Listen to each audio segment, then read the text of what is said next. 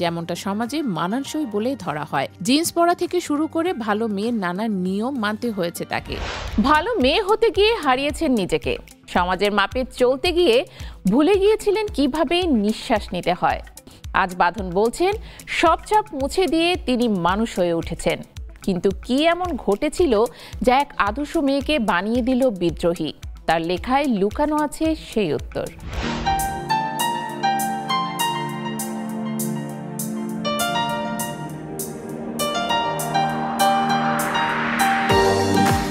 আমি একসময় ছিলাম এক আদর্শ মেয়ে।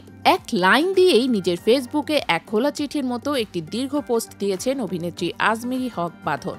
কথাগুলো যেন শুধু তার একার না, বরং বহু নারীর অন্তরাল থেকে উচ্চারিত এক চেপে রাখা দীর্ঘশ্বাস।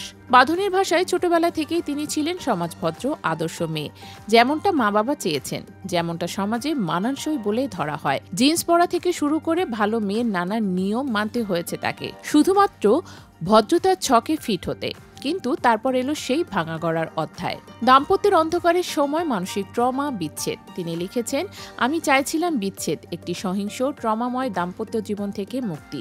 আর ঠিক সেই সময়ই বাঁধনের জীবনে আসে লাক্স চ্যানেলাই সুপারস্টার মঞ্চ, যা তাকে নতুন করে মানুষ হিসেবে চিনতে সাহায্য করে। এই পোস্টে বাঁধন স্পষ্ট ভাষায় বলেন, সমাজের চোখে ভালো নারী হতে গিয়ে তিনি হারিয়েছেন নিজের অস্তিত্ব, নিজের ইচ্ছা, নিজের মত প্রকাশের স্বাধীনতা।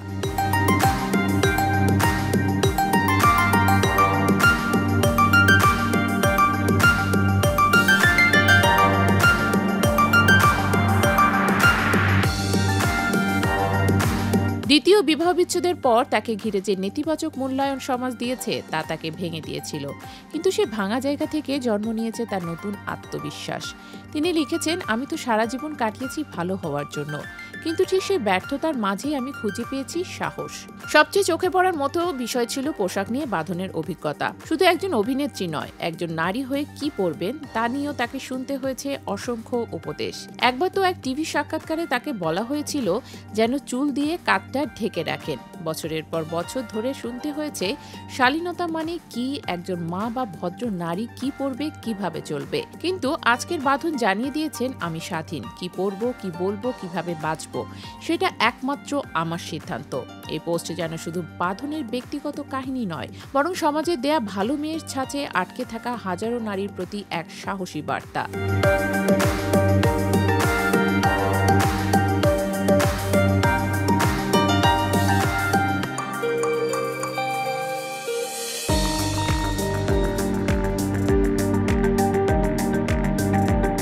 ভালো মেয়ে হতে হতে যারা নিজেকে ভুলে গেছেন, বাঁধনের এই প্রতিবাদ তাদের চোখে নতুন দিগন্ত দেখাবে।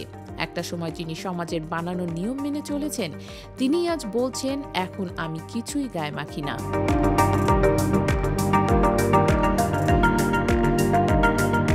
বাঁধনের এই রূপান্তর আমাদের ভাবায়, প্রশ্ন তোলে, আমরা আসলে কাকে ভালো মেয়ে বলি, আর সেই ভালো হওয়ার দামটা কে দেয়? এটাই হয়তো একজন নারীর মানুষ হয়ে ওঠার গল্প।